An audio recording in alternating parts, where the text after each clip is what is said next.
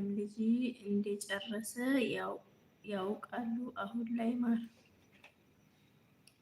እኮ ከወደደች እኮ ነው ያልኩሽ። እኔም እኮ ውዴታው ካለ እኮ ነው ያልኩሽ። ውዴታው ካለ አሁን ቤተሰብ ባይፈልገው ያን ልጅ ቤተሰብ ባይፈልገው አንሰጥም ማለት አይችሉም።